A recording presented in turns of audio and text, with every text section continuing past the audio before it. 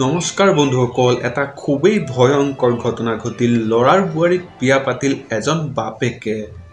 বন্ধুসকল, ঘটনাটো সংঘটিত হৈছে উত্তৰ প্ৰদেশৰ বদায়ু জিলাত।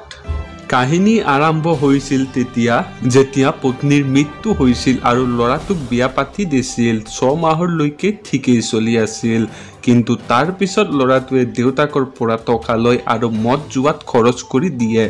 এইবোৰ কাৰণতে লৰাটোৰ আৰু বুৱাৰীজনীৰ মাজত বেমেজালিৰ সৃষ্টি হৈছিল আৰু দেউতাকৰ লগত বুৱাৰীৰ শাৰীৰিক সম্বন্ধ হৈছিল আৰু দুজনেই বহু দূৰৰ ঠাইত গৈ কোৰ্ট মেৰেজ কৰি দুজনী পত্নী হৈ গৈছিল আৰু লৰাটোকো টকা দি আছিল। যেতিয়া শহুৱেকৰ আৰু বুৱাৰীৰ এটা সন্তান জন্ম হৈছিল তেতিয়াই পৰাই লৰাটোক টকা দিয়া বন্ধ কৰাত লৰাটোৱে পুলিচ কেছ দিয়াত দুজনকে ধৰি আনে আৰু লৰাটোৱে তেতিয়াহে গম পাইছিল বুৱাৰীক বিয়া পাতিল দেউতাকে আৰু তেওঁলোকৰ এটা সন্তানো আছে।